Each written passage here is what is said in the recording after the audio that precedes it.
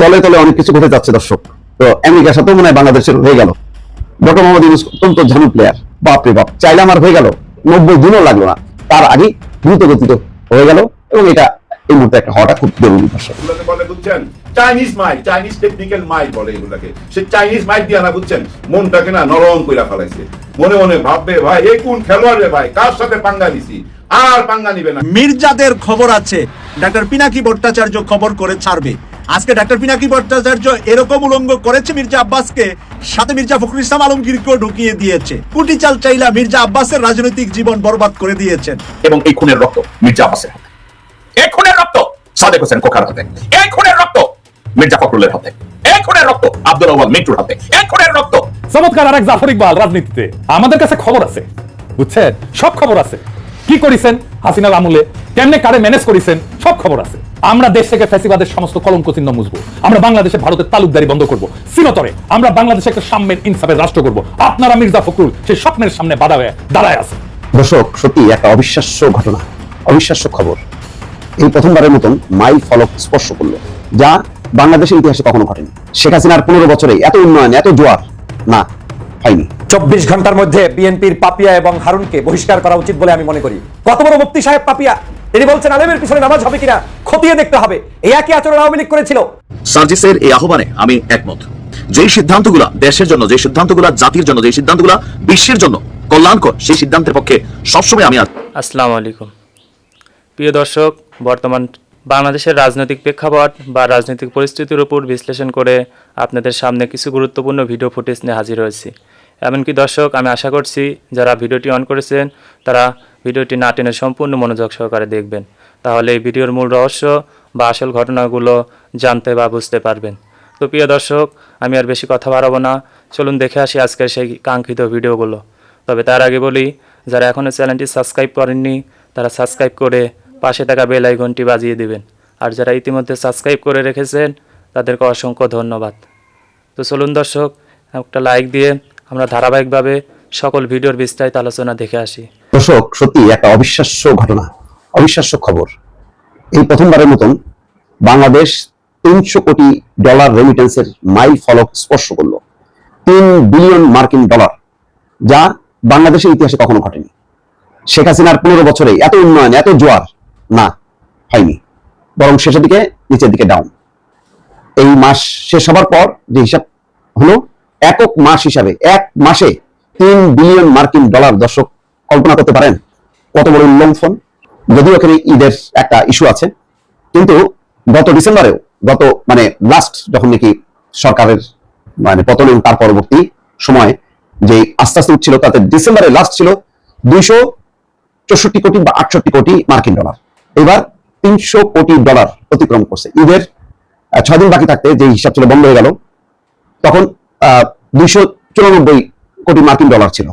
আজকে ব্যাংক খোলার পর বাকি 6 দিনের হিসাব করে দেখা গেল এই 6 দিনে চলে আসছে প্রায় $10 কোটি মার্কিন। তার মানে 296 সঙ্গে 10 যুক্ত করার পরে $300 কোটি মার্কিন পার হলো। তার মানে $3 বিলিয়ন প্লাস যে রেমিটেন্সের মাইল ফলক, এটা নজিরবিহীন, অকল্পনীয় ঘটনা। এবং বুঝতেই পারছেন যে এই ধারার কাছাকাছি, যদিও এর পরবর্তী সময় এই প্রতি মাসে মাসে থাকবে না $300 কোটি মার্কিন প্রবাসীদের পাঠানো রেমিটেন্স, কিন্তু কাছাকাছি অবস্থারও যদি থাকে, 250 কোটি মার্কিন যদি রাখা যায়, তাহলে বুঝতে পারবেন যে ওই IMF এর চুলকানি, বিশ্বব্যাংকের হুমড়িতম্বি, ওগুলি কোনো কিছু লাগবে না। আমরা এই যেহেতু এখন ব্যয় অনেক কমছে, বুঝতে পারছেন না, 7-8 জন নিয়ে ডক্টর মোহাম্মদ ইউনূস ব্যাংককে যায়, যে সমস্ত রাষ্ট্রপ্রধান, সরকার প্রধানদের সাথে মিটিং করে, এবং যেদিন শুরু সেদিন যায়, আর যেদিন শেষ সেদিন চলে আসে, 2 রাত, তার মধ্যে অসংখ্য মিটিং। তারপরে এমনি স্বাক্ষর, 5,000 টাকা ফেরত আনার। শ্রীলঙ্কারও বলছে যে $1 বিলিয়ন প্লাস কিন্তু তোমাদের দেশে গেছিল, সেটাও আমার দেশে নিয়ে আসার ব্যবস্থা করো। শ্রীলঙ্কার প্রধানমন্ত্রী কথা দিচ্ছে যে হ্যাঁ, চেষ্টা করবে। আর থাইল্যান্ডে তো যেই স্বাক্ষর হয়েছে, মোটামুটি এখানে হাত দিলে অনেক রাঘব বোয়ালের সম্মান পাওয়া যাবে, এবং তাদের টাকা থাই গভর্নমেন্ট জব্দ করে বাংলাদেশে ফেরত পাঠাবে। যাই হোক, আরেক গল্প, ওইটা না করি। আপাতত যেটা দেখেন, আমি বলবো যে এই যে রেমিটেন্স আসছে, প্রবাসীরা পাঠাচ্ছে ঈদ উপলক্ষে তার স্বজনদেরকে, তো এইটাকে উৎসাহিত করার জন্য নানান পদক্ষেপ নিতে হবে। আমরা হয়তো আটখানা হয়ে যাই এই খুশিতে, আমরা বাস হাত পা ছেড়ে দিয়ে বসে থাকলাম, আরে প্রবাসীকে তো পাঠাচ্ছে, ওরা তো পাঠাবে ওদের দেশের স্বজনদের জন্য না। আমার প্রতিটা প্রবাসীর কাছ থেকে আমি পৌঁছাইতে পারি নাই। প্রতিটা প্রবাসীকে দেশপ্রেমিক করতে হবে, তাদেরকে বলতে হবে ভাই রে তোমার একটু কষ্ট হলে তুমি তো তোমার ব্যাংকিং চ্যানেলে পাঠাও, তোমার একটা বৈধতা হবে যে তুমি চ্যানেলে পাঠাও, তোমার সাথে যে বাংলাদেশের একটা সংযুক্তি আছে এটা ঘটাও। প্রবাসীদেরকে বৈধতা দিতে হবে। কম্বোডিয়ায় যাইতে হবে, কম্বোডিয়ায় প্রায় $1 লাখ কামায়, ক্যাশ একেবারে মার্কিন ডলার ইনকাম করে, ওখানে ডলার চলে। তারপরে ওদের লোকাল মুদ্রা অনেক দুর্বল, ওইটা মানে মানে খুব একটা ব্যবহার হয় না, কিন্তু মার্কিন ডলারে যেহেতু বেতন পায় ওই ডলারটা আমার দেশে আনা দরকার। 1 লাখ ওখানে দ্রুত বেগে এম্বাসি করতে হবে, ওখানে সরকারি রাষ্ট্রায়ত্ত কোনো ব্যাংক বা বেসরকারি বড় ব্যাংকের শাখা নিতে হবে। 2-3টা শাখা যদি নেওয়া যায় আলহামদুলিল্লাহ প্রচুর আসবে। এইভাবে প্রতিটা দেশ জরিপ করে করে যেখানে যেখানে বাংলাদেশি আছে সেই সব জায়গায় এজেন্ট দিয়ে একটা ভিন্ন ভাবে যদি আমরা ড্রাইভ দেই একেবারে মানে আধা জল খেয়ে, তাইলে আর ওই আইএমএফ এর দিকে তাকায় থাকতে হবে না। টাকা দেবে, আইএমএফ একদিকে দেবে আরেকদিকে বলবে এটা করো এটা করো, করতে যেটা তো ভাই জান তো শেষ হয়ে যাবে। ওদের সাথে তাল মিলাই পারবো না, আমরা আমাদের সঙ্গে তাল মিলাই। আমাদের ফরেন রিজার্ভ দরকার, আমাদের ডলারের যেই উল্লম্ফন সেটা কমানো দরকার। এই জন্য আমাদের যত রিজার্ভ আসতে থাকবে অর্থাৎ ডলার যত ঢুকতে থাকবে দেশে সেই উত্তেজনা কমে যাবে, দ্রব্যমূল্যের দাম কমবে। সেই কাজটা এখন আমাদের করা দরকার। 24 ঘন্টার মধ্যে বিএনপির পাপিয়া এবং হারুনকে বহিষ্কার করা উচিত বলে আমি মনে করি। বাংলাদেশের অন্যতম একটি সেরা দল বাংলাদেশ জাতীয়তাবাদী দলের নামে চাঁপাইনবাবগঞ্জে সমাবেশ করে সেই সমাবেশে হারুন এবং পাপিয়া বক্তব্য রেখে যে ধৃষ্টতা প্রদর্শন করেছে সেটা বাংলাদেশের আলেম সমাজ মেনে নিতে পারে না। বাংলাদেশের একজন সাধারণ নাগরিক রাজনীতি করতে পারে, বাংলাদেশের একজন রিকশাওয়ালা ভ্যানওয়ালা রাজনীতি করতে পারে, বাংলাদেশের একজন শাক বিক্রেতা মাছ বিক্রেতা গরুর বিক্রেতা তারা রাজনীতি নিয়ে কথা বলতে পারে, ভোট দিতে পারে, ভোটের দাওয়াত দিতে পারে। কিন্তু হারুন পাপিয়াদের মন্তব্য অনুযায়ী বাংলাদেশের কোনো আলেম, বাংলাদেশের কোনো ইমাম, বাংলাদেশের কোনো কারি, বাংলাদেশের যারা ইসলামিক স্কলার তারা নাকি কারোর জন্য ভোট চাইতে পারবে না, ভোটের জন্য তারা নাকি লড়াই করতে পারবে না। বাংলাদেশ আলেম প্রিয় বাংলাদেশ, বাংলাদেশ মসজিদের শহরের বাংলাদেশ, সেই বাংলাদেশে বিএনপির নাম করে তারা যদি আজকের আলেমদেরকে ভোট দান, ভোট প্রদান এবং ভোটের জন্য ভোট চাওয়া থেকে বিরত রাখতে চায়, তাহলে আমরা কোন বাংলাদেশে বসবাস করছি সেটা আপনাদের কাছে প্রশ্ন। একই কাজ আওয়ামী লীগ করেছে। বিগত দিনে আওয়ামী লীগের সময় তাফসীর মাহফিলগুলোতে 144 দ্বারা জারি করা হতো। বিগত সময় মাহফিলগুলোতে স্টেজে মঞ্চের সামনে থেকে আলোচনা চলা অবস্থায় মাইক কেড়ে নেওয়া হতো, মাউথ কেড়ে নেওয়া হতো। বিগত সময় আলেম ওলামা মাহফিলে যাওয়ার পথে তাদের গাড়ি ভাঙচুর করা হতো। আজকের ঠিক একই উপায়ে পাপিয়া, হারুন সহ বেশ কিছু লোক এখন বিদেশিদের এজেন্ডা বাস্তবায়নকারী হিসেবে রাজপথে নেমেছে আলেমদের বিরুদ্ধে, ইসলামের বিরুদ্ধে, ধর্মের পক্ষের যে সকল মানুষ তাদের বিরুদ্ধে। একজন আলেম, তিনি তো আলেম, সে আলেমের জায়গায় থাকবে, তার ইমামতের জায়গায় ইমামতের জায়গায়। তাই বলে তিনি কি কোনো পক্ষ কিংবা বিপক্ষ নিয়ে ওয়াজ মাহফিল কিংবা তার ভোটাধিকার প্রয়োগ করা কিংবা ভোটের জন্য তিনি মাঠে ময়দানে মানুষের কাছে আহ্বান করতে পারবেন না? তিনি তো আলেম ঠিক আছেন, কিন্তু তিনি তো জন্মগতভাবে বাংলাদেশের নাগরিক। তার তো ভোট দেওয়ার অধিকার আছে, ভোট চাওয়ার অধিকার আছে, ভোটের পক্ষে বিপক্ষে মন্তব্য করার অধিকার আছে। এটা আলেম হোক আর রিকশাওয়ালা হোক, প্রত্যেকের সেই অধিকার আছে। তাহলে হারুন এবং পাপিয়ারা কি কারণে এই মন্তব্য করছে এবং রাজপথে নেমেছে, এটা এখন সরকারকে খতিয়ে দেখা উচিত। আমি মনে করি এটা রাষ্ট্রদ্রোহিতার শামিল। রাষ্ট্রের প্রত্যেকটি নাগরিকের স্বাধীন মন্তব্য কিংবা গন্তব্য রয়েছে, কিন্তু একমাত্র ইসলাম কিংবা ধর্মভিত্তিক মানুষদের সেখানে কটূক্তি করা হয়। কত বড় দুঃসাহস!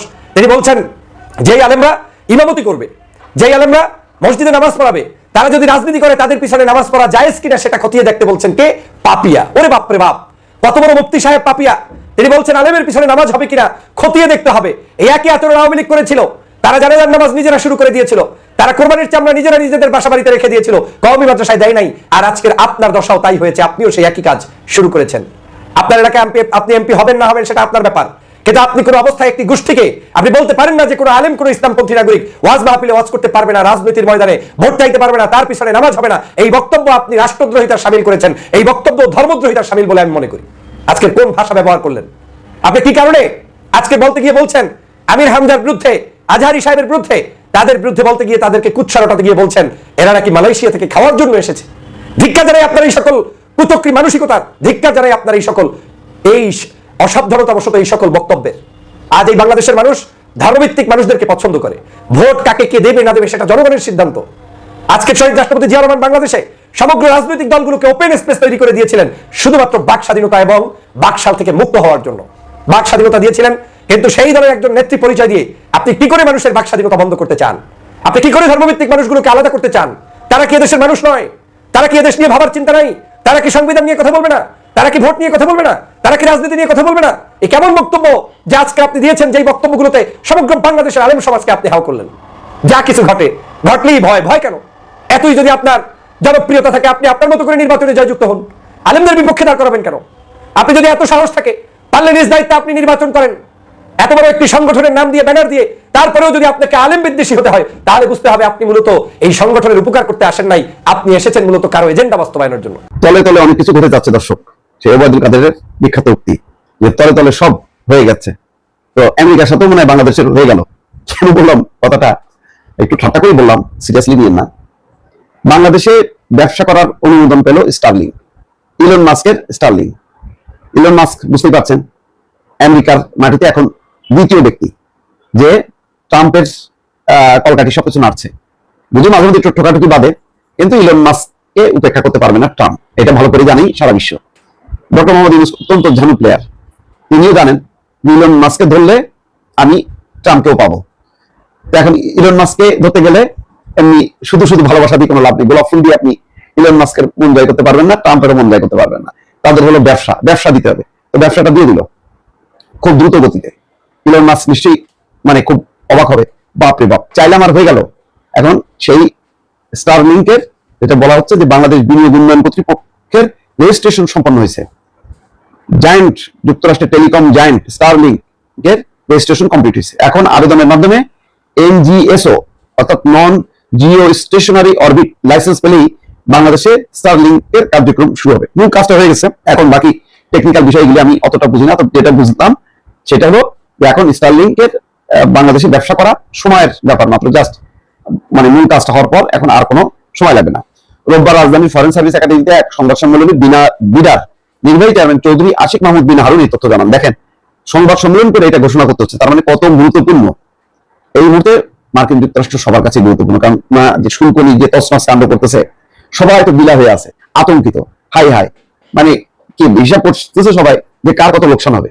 বাংলাদেশের ইউনুস ফেরার সাথে সাথেই মানে সেই বিমস্টেক বৈঠক শেষ করে বাংলাদেশে আসতে না আসতেই আগে হলো ওইটা নিয়ে বসতে হয়েছে যে রপ্তানি আয়ের উপরে একটা বড় ধাক্কা এবং ক্ষতিগ্রস্ত হবে আমাদের তৈরি পোশাক শিল্প। ওই ক্ষতিটা কিভাবে পোষানো যায় তার জন্য বৈঠক, এবং 48 ঘন্টার মধ্যে 2টা চিঠি দিবে পৃথক। এবং ডক্টর ইউনূস এখন এতে আছে যে কোন ফাঁকে ট্রাম্প অথবা ইলন মাস্কের সঙ্গে যোগাযোগ করা যায়। তো সেই যে যোগাযোগ করার জন্য এই যে এখন আজকে স্টারলিংক এর রেজিস্ট্রেশন যে কমপ্লিট হয়ে গেল, এটা তো খবর পৌঁছে যাবে ইলন মাস্কের কাছে। ইলন মাস্ক বলে যে দেখো বাংলাদেশের কে যোগাযোগ করতে চাচ্ছি, একটু কথা বলি। তো কথা বলা মানে কি, এখন দায়িত্ব তো ডক্টর মোহাম্মদ ইউনূস, তার সঙ্গে কথা বলবে। আর ডক্টর মোহাম্মদ ইউনূস তো তার চমৎকার তার যেই প্রেজেন্টেশন, ধারণা করা হয় যে মানে বড় কিছু হবে না, যে শুল্কটা যদি কমানো হয় তাহলে তারা বাংলাদেশকেও কনসিডার করবে। কারণ যুদ্ধ করার কিছু নেই, ট্রাম্প বুঝতেছে সারা আমেরিকা এখন কিন্তু আস্তে আস্তে নেমে যাচ্ছে রাস্তার উপরে। সুতরাং যা খুশি তাই করবে সেটা ট্রাম্পের পক্ষেও সম্ভব না, বা বিশ্ব বাস্তবতা বুঝে তাকে অবশ্যই নমনীয় হতে হবে। এবং যত নমনীয় হবে এটা আমাদেরও লাভ, সারা বিশ্বের লাভ। এখন দেখা যাক, মিডিয়ার চেয়ারম্যান বলছে আগামী 9 এপ্রিল থেকে ঢাকায় 4 দিন ব্যাপী বিনিয়োগ সম্মেলন শুরু হচ্ছে। এই সামিট স্টারলিংক ডিভাইস দিয়ে রান করা হবে। হোটেল ইন্টারকন্টিনেন্টালে স্টারলিংক সার্ভিস প্রোভাইড করবে। সম্মেলনের লাইভ প্রোগ্রামগুলো স্টারলিংকের মাধ্যমে দেখানো হবে। যারা সামিটে যাবেন তারা পার্সোনাল ডিভাইস স্টারলিংকে কানেক্ট করে এক্সপিরিয়েন্স করতে পারবেন। বাংলাদেশে স্টারলিংক চালুর বিষয়ে আশিক চৌধুরী বলেন, অনুমোদনের ক্ষেত্রে স্টারলিংক বিডা রেজিস্ট্রেশনে আবেদন করেছিল, বিডা রেজিস্ট্রেশন হয়ে গেছে। তাদের পরবর্তী ধাপ এনজিএসও লাইসেন্স, আজকে তারা সেটার আবেদন করতে পারে। আমরা চেষ্টা করবো দ্রুত সময়ের মধ্যে এনজিএসও লাইসেন্স দিয়ে দিতে। এই লাইসেন্স পাওয়ার পর দিন থেকে স্টারলিংক কমার্শিয়াল অপারেশন করতে পারবে। সরকারের পক্ষ থেকে কমিটমেন্ট ছিল 90 দিনের মধ্যে তাদের কার্যক্রম শুরুর ব্যবস্থা করা। লাইসেন্স দেওয়া হয়ে গেলে তাদের জন্য ইটস রেডি টু গো, অর্থাৎ 90 দিনও লাগলো না, তার আগে দ্রুত গতিতে হয়ে গেল। এবং এটা এই মুহূর্তে একটা হওয়াটা খুব জরুরি। প্রিয় দর্শক, আমি আশা করছি ভিডিওটি সম্পূর্ণ মনোযোগ সহকারে দেখেছেন। এর সাথে ভিডিও সম্পর্কিত কোনো তথ্য বা মতামত থাকলে কমেন্ট বক্সে জানিয়ে যাবেন। আজকের মতন এখানে শেষ করছি, ফিরে আসছি আগামী দিনে অন্য কোনো টপিকস নিয়ে। সে পর্যন্ত ভালো থাকবেন, আল্লাহ হাফেজ।